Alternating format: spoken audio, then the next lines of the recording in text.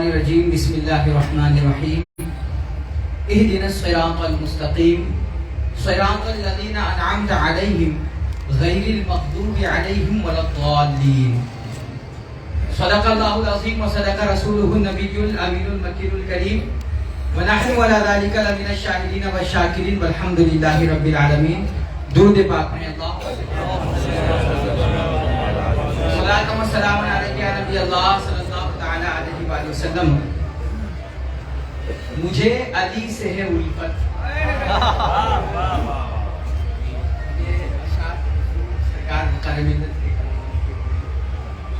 فرماتے ہیں کہ مجھے علی سے ہے الفت، عدو جلے تو جلے.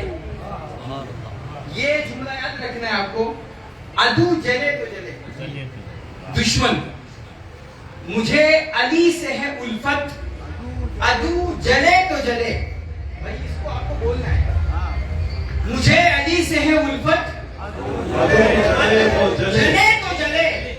مجھے علی سے ہے الفت، عدو جلے تو جلے. بلکہ ہے میری فطرت عدو جلے تو جلے. بلکہ ہے میری فطرت عدو جلے تو جلے. اور ہر ایک خون کے قطرے میں یوں سما جائے، ہر ایک خون کے قطرے میں یوں سما جائے. ابو تراب کی الفت عدو جلے تو جلے. ابو تراب کی الفت عدو جلے تو جلے. ابو تراب کی الفت عدو جلے تو جلے. اور ہو ذکر خیر علی کا ہر ایک چپے میں، ہو ذکر خیر علی کا ہر ایک چپے میں، ہو ذکر خیر علی کا ہر ایک چپے میں. علی علی کی ہو کثرت عدو جلے تو جلے. علی علی کی ہو کثرت عدو جلے تو جلے. اور آخری شعر ہے کہ میری زبان پہ رواں ہے دعائے نعت علی. میری زبان پہ رواں ہے دعائے نعت علی. خوشا خوشا میری قسمت عدو جلے تو جلے. خوشا خوشا میری قسمت عدو جلے تو جلے. مجھے علی سے ہے الفت، عدو جلے تو جلے. آئیے ایک مرتبہ اور درود پاک پڑھ لیں. اللہم صلی علی محمد وعلی آل محمد صلاۃ و سلام علیک یا نبی اللہ صلی اللہ تعالی علیہ وسلم. حضرات آج میں دو چار باتیں پہلے ابتدا میں کچھ اہم باتیں بتا دوں، اس کے بعد گفتگو کا آغاز کروں. قرآن پاک کی میں نے جس آیت کی تلاوت کی ہے نا، یہ ہم ہر دن ہر نماز کی ہر رکعت میں کھڑے ہو کر کے دعا مانگتے ہیں. اے اللہ ہمیں سیدھا راستہ چلا لے. کن لوگوں کا راستہ؟ ان لوگوں کا راستہ جن پر تو نے انعام فرمایا، جن پر تو نے انعام فرمایا. اب یہاں پر میں اختصاراً عرض کر دوں، ایک ہے انعام یافتہ اور دوسرے ہیں انعام پذیر. دو گروپ کے لوگ ہیں بندوں میں، مومنین میں دو گروپ کے لوگ ہیں. ایک ہے انعام یافتہ اور ایک ہے انعام پذیر. انعام یافتہ کون ہوتے ہیں؟ انعام یافتہ وہ ہستیاں ہوتی ہیں نا جو ازل سے اللہ کی بارگاہ سے منتخب ہو کر کے آتی ہیں. آپ حضرات کی توجہ، جو ازل سے پیدائشی طور پر ہی وہ اللہ کی برگزیدہ بن کر کے آتی ہیں، ان ہستیوں کو انعام یافتہ کیا گیا. اور ایک ہے انعام پذیر. یہ کون ہوتے ہیں؟ جو ان برگزیدہ انعام یافتہ بندوں کے نقش قدم پہ چلتے ہیں اور ان کے نقش قدم پہ چل کر کے بعد میں انہیں اللہ جو انعام عطا کرتا ہے ان کو انعام پذیر کہا کرتے ہیں. ٹھیک ہے، یہ دو تین بات پہلے سمجھیے پھر گفتگو شروع کرتے ہیں. ایک ہے انعام یافتہ اور ایک ہے انعام پذیر. انعام یافتہ انہیں کہتے ہیں جو اللہ کی بارگاہ سے پیدائشی طور پر ہی وہ منتخب ہو کر کے آتی ہیں. ازل سے چنندہ ہستیاں جو ہوتی ہیں ان کو انعام یافتہ کہتے ہیں. اللہ کے نبی نے حضرت سیدہ زہرا پاک سلام اللہ علیہا کو مخاطب کر کے فرمایا، یا فاطمہ اما ترضین یا فاطمہ ان اللہ اختار من اہل الارض رجلین. اے فاطمہ کیا تمہیں اس بات پہ خوشی نہیں ہو رہی ہے کہ اللہ نے پورے روئے زمین ہستیاں انعام یافتہ ہوا کرتی ہیں. اللہ کے نبی فرماتے ہیں فاطمہ تمہیں اس بات پہ خوشی نہیں ہو رہی ہے کہ اللہ نے پورے روئے زمین میں سے 2 ہستیوں کو چن دیا ہے. احدہما ابوکی والآخر زوجک. ایک ان میں تیرا بابا محمد مصطفیٰ ہے اور دوسرا تیرا شوہر علی مرتضیٰ ہے. ان میں سے ایک ہستی کا نام محمد مصطفیٰ ہے اور دوسری ہستی کا نام علی مرتضیٰ ہے. میرے بھائی یہ ہے انعام یافتہ. اور انعام یافتہ اور انعام پذیر میں ایک لطیف فرق یہ بھی ہے کہ انعام پذیر جو ہوتا ہے نا وہ پہلے پیدا ہوتا ہے، پھر بڑا ہوتا ہے، پھر مکلف بنتا ہے اور پھر روزہ نماز حج زکات کر کے نا پھر وہ انعام پذیر ہوتا ہے. بات سمجھ آ رہی ہے؟ یار اب تو بہت خاموش ہو گئے. نعرہ تکبیر، نعرہ رسالت، سیدی برکاتی، شکار بکار ملت. انعام یافتہ اور انعام پذیر میں فرق کیا ہے کہ انعام پذیر جو ہوتا ہے وہ پیدا ہوتا ہے، بڑا ہوتا ہے، مکلف ہوتا ہے، پھر روزہ نماز کر کے پھر انعام پاتا ہے. اور انعام یافتہ جو ہوتے ہیں نا پیدا ہوتے ہیں اور ابھی 6 مہینے کے بھی نہیں ہوتے ہیں کہ اللہ کے نبی فرماتے ہیں ان الحسن والحسین سیدا شباب اہل الجنہ. کہ تم بڑے ہو کر کے مکلف بن کر کے روزہ نماز حج زکات کر کے پھر جا کے جنتی بنو گے. میرا حسن اور حسین پیدا ہوتے ہی صرف جنتی نہیں جنتی جوانوں کے سردار. سبحان اللہ، سبحان اللہ، سبحان اللہ. نعرہ حیدری، سبحان اللہ، نعرہ حیدری. یہ ہو گئی تمہیدی گفتگو. اتنی بات سمجھ لیے نا انعام یافتہ اور انعام پذیر 2 چیزیں سمجھ لیے. انعام یافتہ وہ ہوتے ہیں جن کی تقلید کی جاتی ہے، جن کو اپنا آئیڈیل بنایا جاتا ہے، جن سے فیض لیا جاتا ہے. انعام یافتہ ہستیاں تقلید کے لیے ہوتی ہیں، تنقید کے لیے نہیں ہوتی. کیا بات ہے. انعام یافتہ ہستیاں فیض لینے کے لیے ہوتی ہیں، جنگ لڑنے کے لیے نہیں ہوتی. یہ بات ہوئی ہونے لگی ہے. جی. انعام یافتہ ہستیاں تقلید کے لیے ہوتی ہیں، تنقید کے لیے نہیں ہوتی ہیں. کیا بات ہے. انعام یافتہ ہستیاں فیض لینے کے لیے ہوتی ہیں، جنگ لڑنے کے لیے نہیں. واہ واہ واہ. جنگ لڑنے کے لیے نہیں ہوتی ہے. مگر اچھا یہ جو انعام یافتہ ہستیوں سے جنگ ہوتی ہے نا اس کی 2 وجہ ہوتی ہے. کبھی کبھی اپنا کفر بچانے کے لیے ہوتا ہے. آئے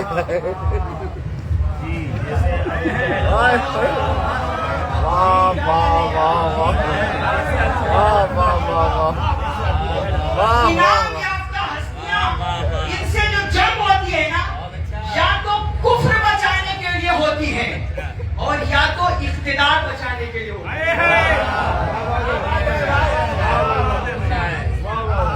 نبی کے مقابلے میں جو آئے خلیل اللہ سے جو نمرود کی جنگ تھی وہ کفر بچانے کے لیے تھی. بات سمجھ آئی بھائی؟ آپ لوگ سمجھ رہے نا. جی. انعام یافتہ ہستیوں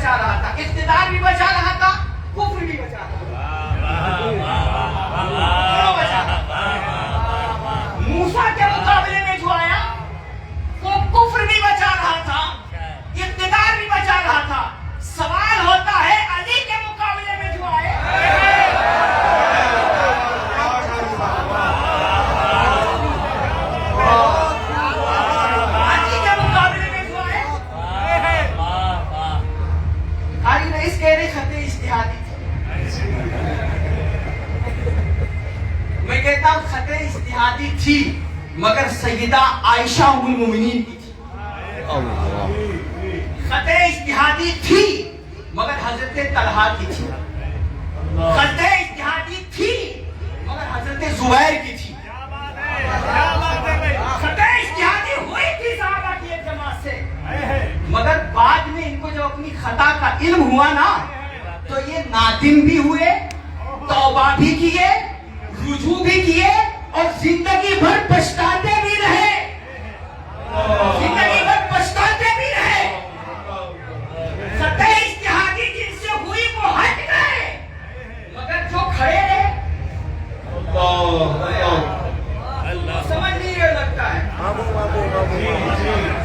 खड़े रहे अली के मुकाबले में, जो तलवार लिए अड़े रहे अली के, उनका क्या मकसद था? उनका क्या मकसद था? असल में मैं बड़ी माजरत के साथ यहाँ पर मैं पहले वजाहत कर दूं, असल में हम लोग इन तमाम चीजों में पढ़ते नहीं हैं, क्योंकि हमारे उलमा ने हमें कफ़े लिसान का हुक्म दिया और अभी तक हमने कफ़े लिसान किया, लेकिन साहब तुमने शुरू किया है बहुत को खत्म हम करेंगे। बहुत को नारे तकबीर, नारे रिसालत और नारे बरकत। शुरू तुमने किया है तो अब खत्म हम करेंगे, और छेड़े हो ना तो फिर सुनना पड़ेगा। छोड़ेंगे नहीं। छोड़ेंगे नहीं, छेड़े हो ना तो छोड़ेंगे नहीं। हाँ, मगर एक बात ये भी है, अपनी तरफ से कुछ भी नहीं बोलेंगे हम। जो बोलेंगे ना सिर्फ उलमाए अहले सुन्नत की किताब से बोलेंगे।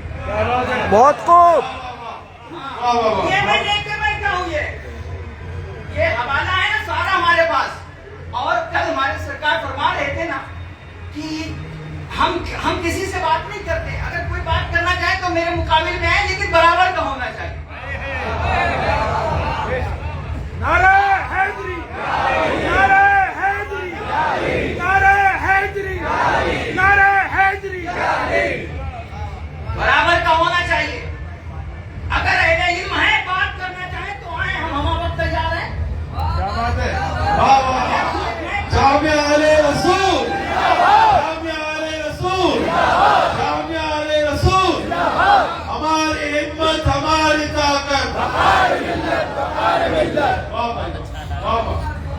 साहब खते इज्तिहादी थी, मगर जिनसे खते इज्तिहादी हुई थी उन्होंने रुजू कर दिया खता का इल्म होने के बाद। मगर जो अड़े रहे, एक साहब बोले कि असल में ये जो जंग थी ना, ये एक दीनी जंग थी, इस्लामी जंग थी, इसमें नहीं पढ़ना चाहिए हमें, इसमें नहीं पढ़ना चाहिए। हमने कहा भाई ये बताइए, इसको आप दीनी जंग कह रहे हैं, क्या जो लोग अली से लड़ रहे थे अली को दीन पे लाना चाह रहे थे?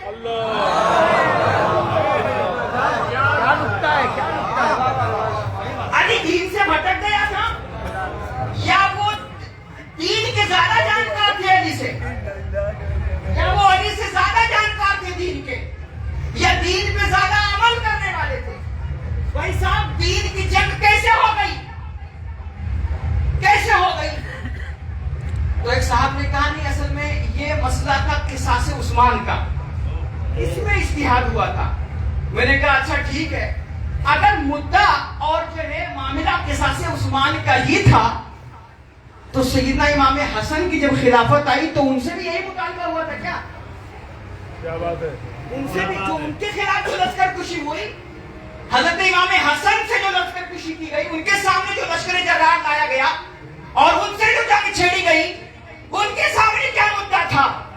क्या उन्होंने कभी किसास उस्मान का मुद्दा रखा? कभी नहीं। और अगर रखा तो जब हजरत इमाम हसन ने उनके हवाले कर दिया इख्तियार, तो कितनों को पकड़ा?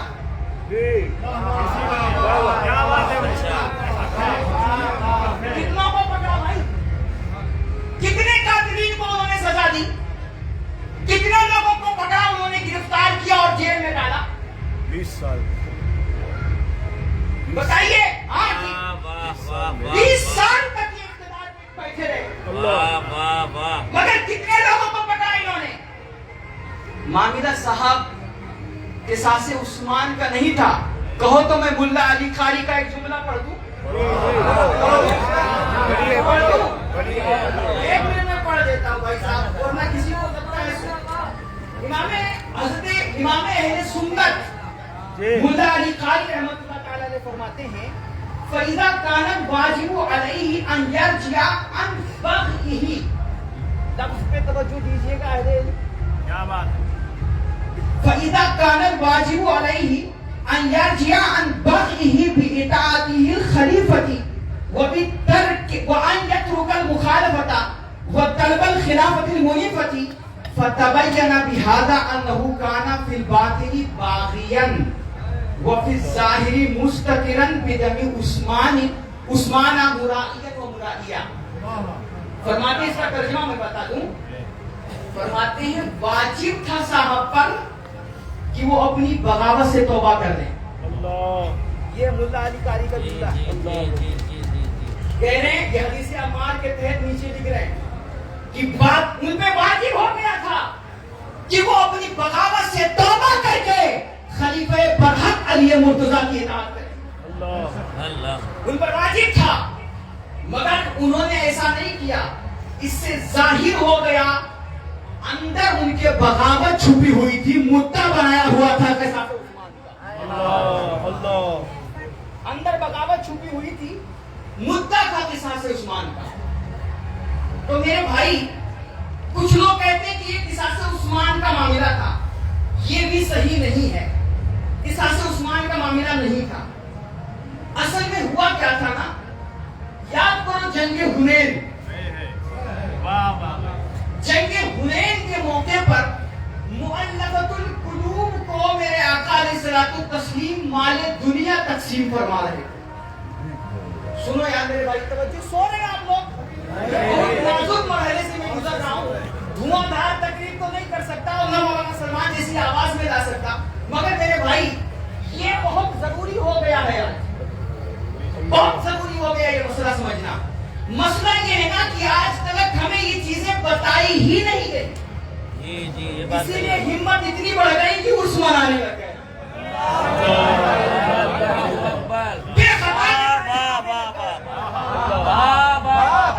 बहुत अच्छा भाई। वाह वाह वाह वाह।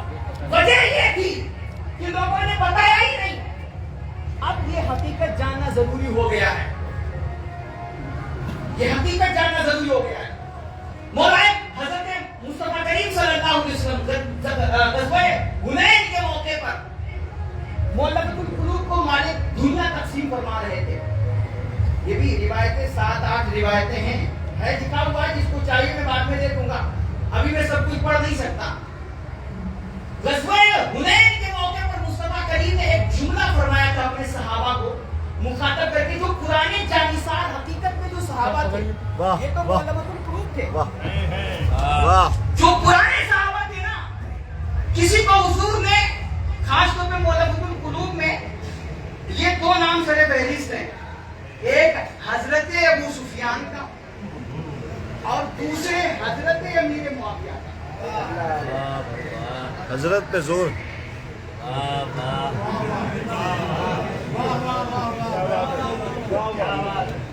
इनको 100 ऊंट दिए थे, तो उन्होंने कहा मेरा बेटा भी है, तो हुजूर ने कहा चलो 100 ऊंट उसको भी दे दो।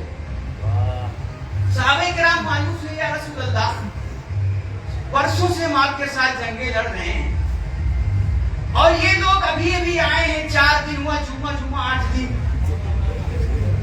और सारा इनको दे दिए। थोड़ा मायूस हुए सहाबे किराम, तो मुस्तफा करीम ने उनकी दिलजोई फरमाते हुए फरमाया, अमा तरदौना अन यज़हबन नासु बिल माल व तज़हबु इला निहालिकुम बि रसूलिल्लाह। मेरे सहाबा, क्या तुम इस बात पे खुश नहीं होगे कि ये लोग अपने घरों को दुनिया लेकर के जाएं और तुम अपने घरों में अल्लाह के रसूल को लेकर हुनैन के मौके पर मुस्तफा करीम की ज़बान मुबारक से निकले हुआ ये जुमला मुअल्लफ़तुल कुलूब की तकबीर बन गया। बहुत अच्छा जुमला, बहुत अच्छा। जो घरों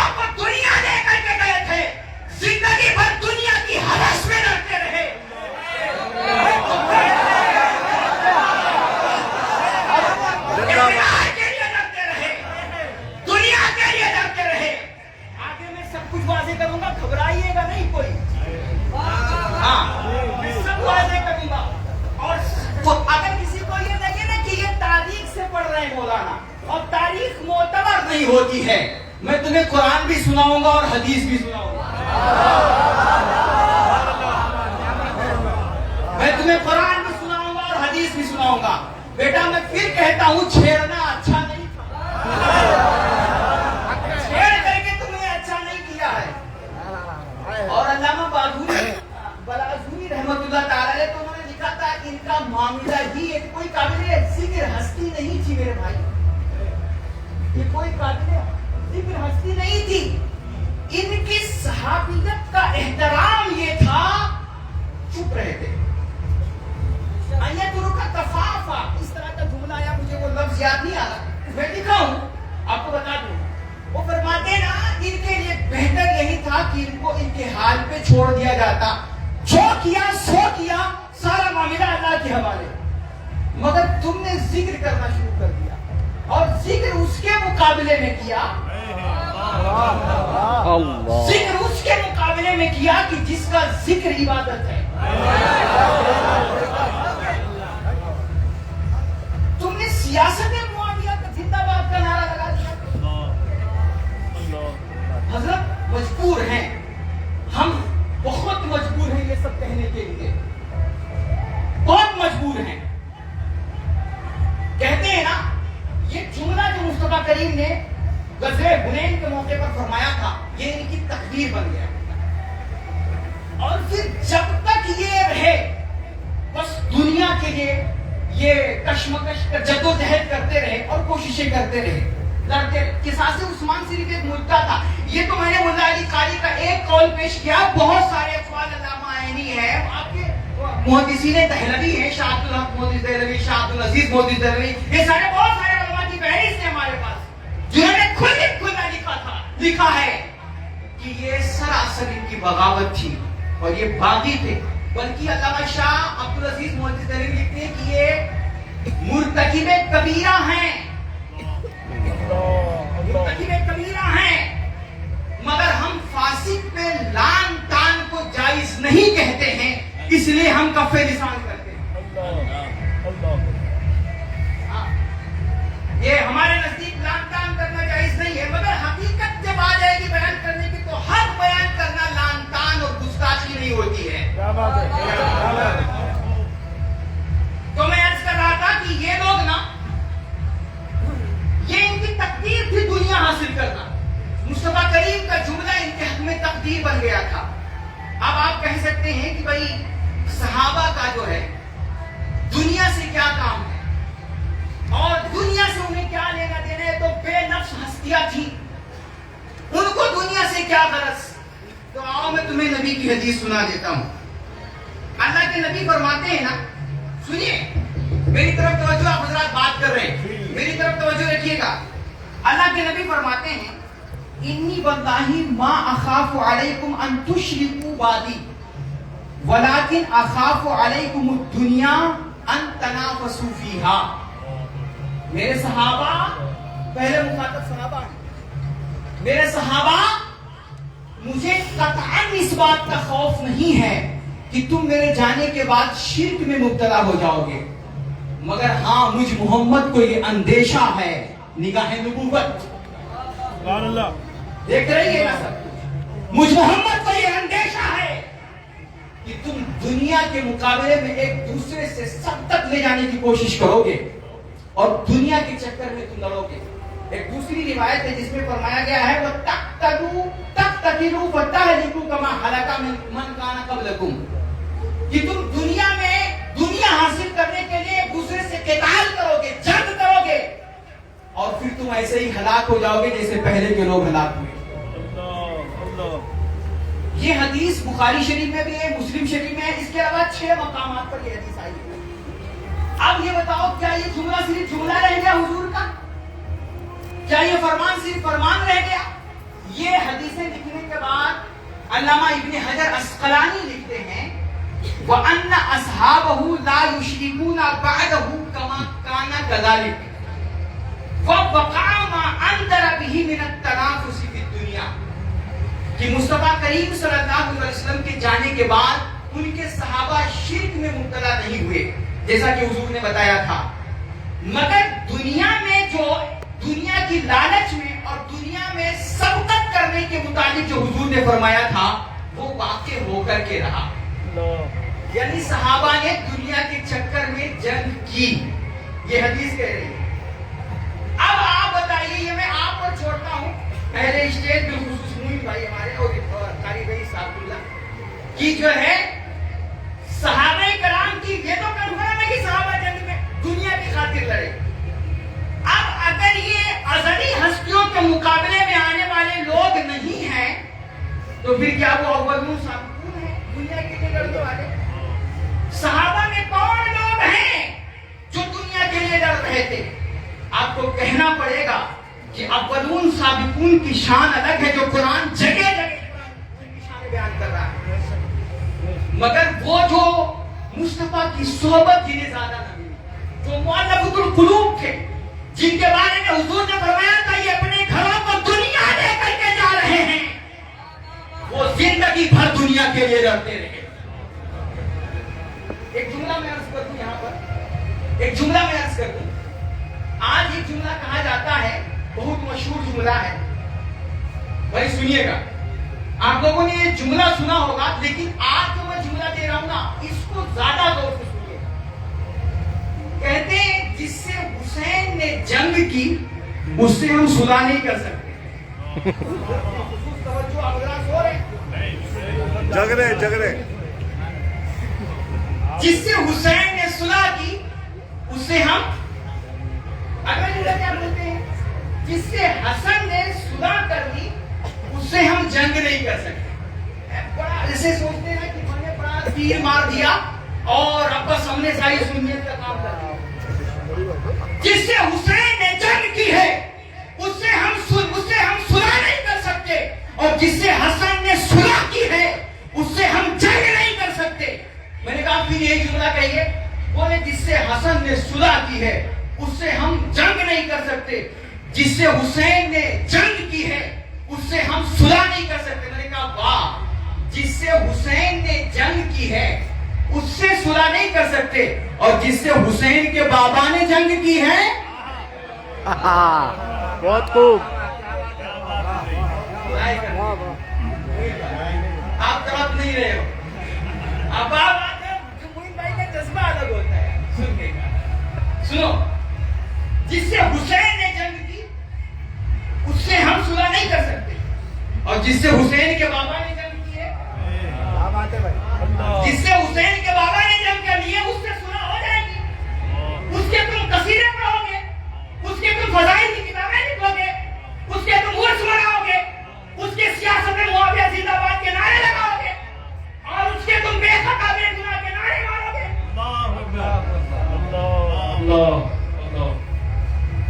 کہاں جا رہے ہیں سنیت کو لے کر؟ اور سنیت کی کون سی صورت پیش کر رہے ہیں؟ کہتے ہیں کہ نہیں وہ امام حسن نے صلح. بعض مولوی تو یہاں تک کہتے ہیں، اور لکھنے والوں نے لکھا تک ہے کہ امام حسن نے جناب سے صلح اس لیے کی تھی کیونکہ وہ زیادہ اہل تھے.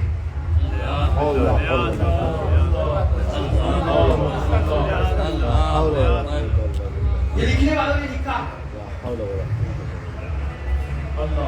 کہتے ہیں حسن نے صلح اس لیے کی تھی، جبکہ صلح کیوں ہوئی ہے نا، یہ ان کو مجبور. اور کچھ لوگ کہتے ہیں صلح کر لی یہ حقانیت کی دلیل ہے، ورنہ کیا امام حسن حکومت ایسے کسی ایرے کے حوالے کر دیں گے، کسی باقی کے حوالے کر دیں گے؟ میں نے کہا واہ صاحب تمہارا معیار تو بڑا مضبوط ہے. ایسے ہی تمہاری سنیت ہوتی ہے کیا کہ مطلب جس سے صلح ہو جائے وہ حق پر ہے؟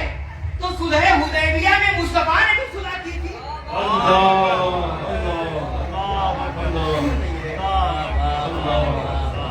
صلح حدیبیہ میں مصطفیٰ نے جو صلح کی تھی کیا وہ سب بھی حق پر تھے؟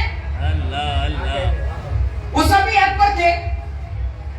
کہتے ہیں اصل میں امام حسن مصطفیٰ نے جو صلح کر دی نا، وہ چونکہ دیکھ رہے تھے کہ یہ زیادہ اچھے سے کام کر سکتے ہیں اور ان کے اندر زیادہ اہلیت تھی. میں آپ کو गिनो पहले तुम लोग। हजरत सैयदना उमर फारूक आजम गिनो यार, पहले नाम गिन लो आप लोग। हजरत सैयदा आयशा सिद्दीका, 2 हजरत साद बिन अबी वक्कास, 3 हजरत अब्दुल्ला बिन अब्बास, हजरत अब्दुल रहमान बिन गनम अशअरी, हजरत सासा बिन सौहान, और फिर आखिर में काज़ियुल कुज़ात मौलाए कायनात अली मुर्तजा शेर। कितने हो भैया?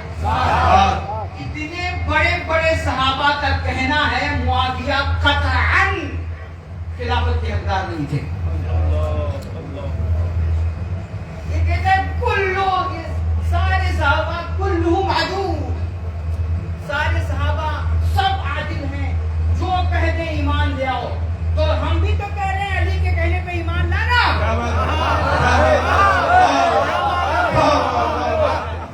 लाना ईमान।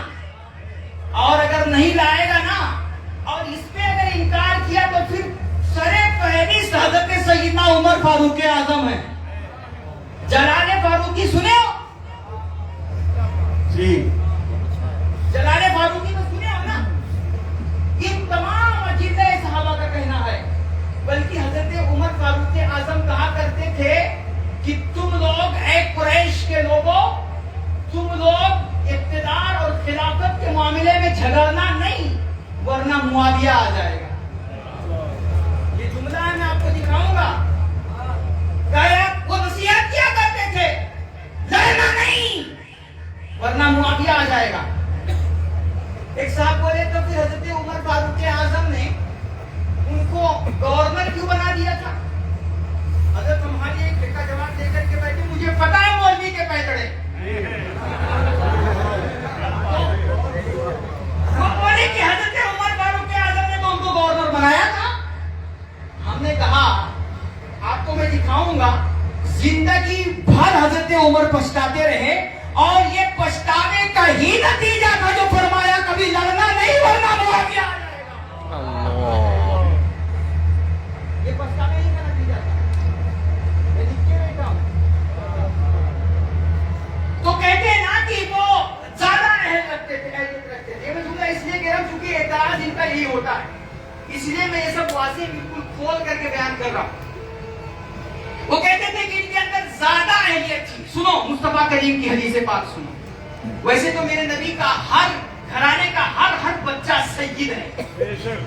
सैयद का माना सरदार, सैयद का माना देखो, मुस्तफा करीम की जात सैयदुल मुरसलीन, बोलो यार सुभान अल्लाह, सैयदुल आलमीन। हजरत अली की जात सैयदुल अरब, सैयदुल मुस्लिमीन। सैयदा जहरा की जात सैयदतुन निसाई अहलिल जन्नह, सैयदतुन निसाई आलमीन। और हुसैन करीमैन की जात इन्नल हसना वल हुसैना सैयदा शबाब अहलिल जन्नह। भाई घराने का बच्चा बच्चा सैयद और सरदार है। क्या बात है, वाह वाह, सुभान अल्लाह। और कई मकामात पर मुस्तफा करीम ने सैयदना इमाम हसन पाक को बिलखुसूस सैयद फरमाया, कई मकामात पर। लेकिन ये जिस हदीस को दलील बना करके ना वो जो दिफा करते हैं, उस हदीस में बिलखुसूस मेरे नबी ने सैयद का लफ्ज फरमाया, बिलखुसूस सैयद का लफ्ज फरमाया। आपने फरमाया इन्ना इब्नी हादा सैयद लाअल्लाह सयुस्लिहु लाअल्लाह युस्लिहु बिही बैना फिअतैन मिनल मुस्लिमीन, कि मेरा ये बेटा सरदार और सैयद है। मैं पूछना चाहता हूं ऐसे तमाम मौलवियों से कि यहाँ बिलखुसूस जब इस्लाह की बात आई तो मुस्तफा करीम ने, सुलह की बात आई तो मुस्तफा करीम ने सैयद का लफ्ज क्यों फरमाया? दरअसल मैं फिर वही कहूंगा, मुस्तफा की निगाह नबूवत देख रही थी कि दौरे बनु उमैया तो खत्म हो जाएगा, मगर बनु उमैया के सिक्कों की खनक का असर इनके दिलों पे बाकी रहेगा। इसलिए मुस्तफा करीम ने बता था हुजूर को कि कुछ मौलवी पैदा होंगे जो ये कहेंगे कि माज़अल्लाह मेरे हसन में अहलियत नहीं थी। इसलिए हुजूर ने बिलखुसूस इस मकाम पर इन्ना हादा इन्ना इब्नी हादा सैयद फरमा करके ये मुहर लगा दिया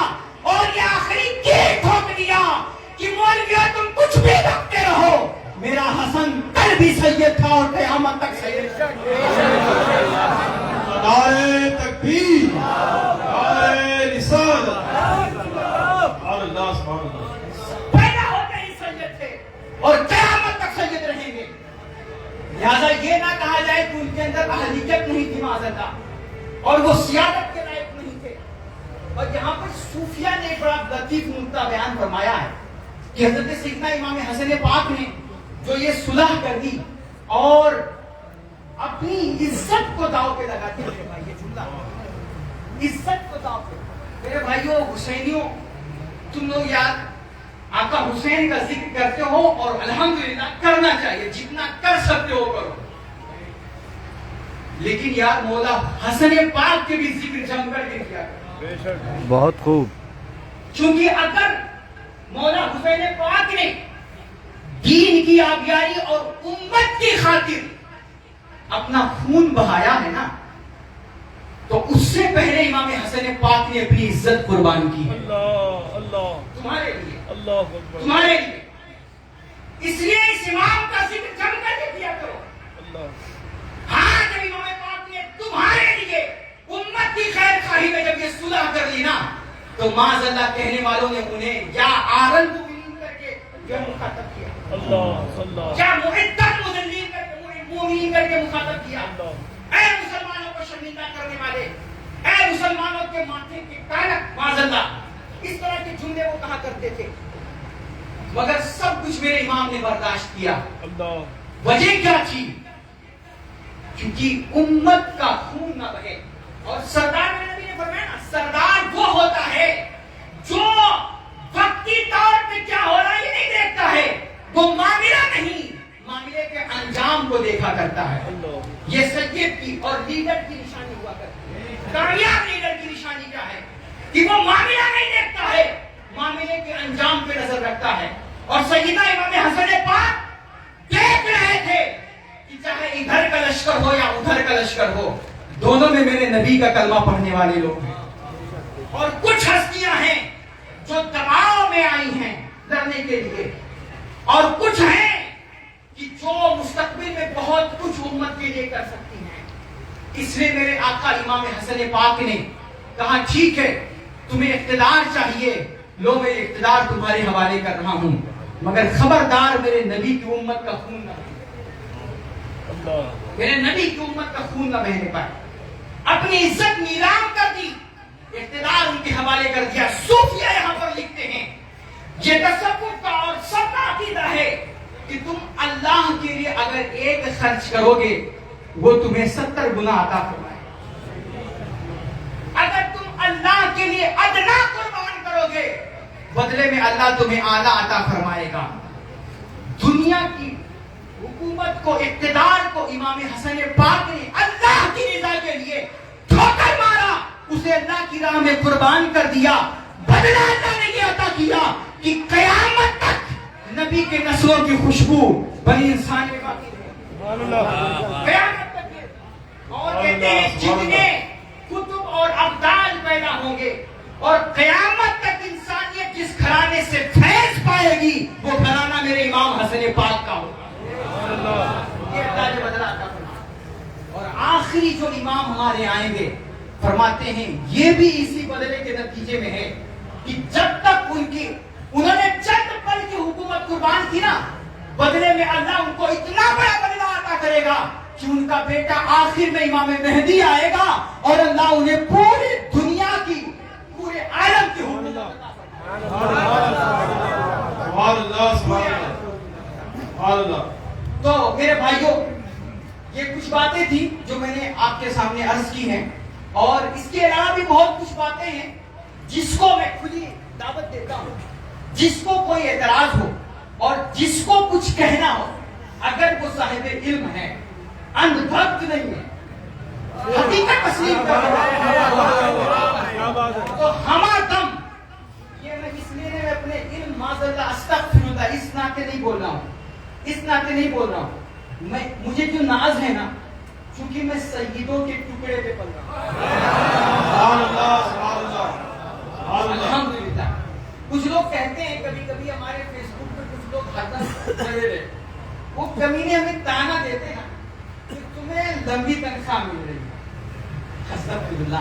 تو میں عرض کرتا ہوں الحمدللہ تمہیں کہیں اور سے تنخواہ مل رہی اس تنخواہ پہ لعنت کیا بات ہے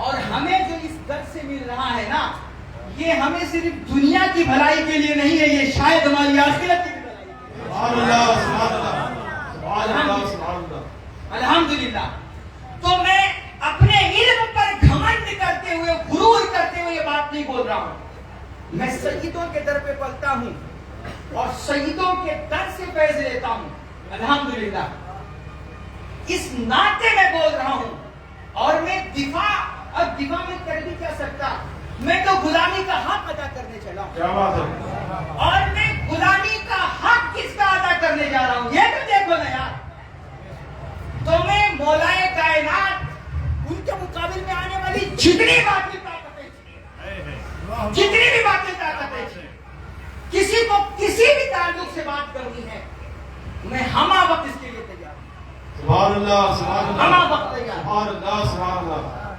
کر لے بات مگر بات کتابوں کے حوالے سے ہوگی جی ہاں جی بس میں اپنی تقریر یہیں پہ ختم کرتا ہوں اللہ کریم ہمیں اہل بیت اطہار کی محبت میں جلائے اور دنیا سے اٹھائے تو ان کی محبت آخر دعوانا الحمدللہ رب العالمین السلام سبحان اللہ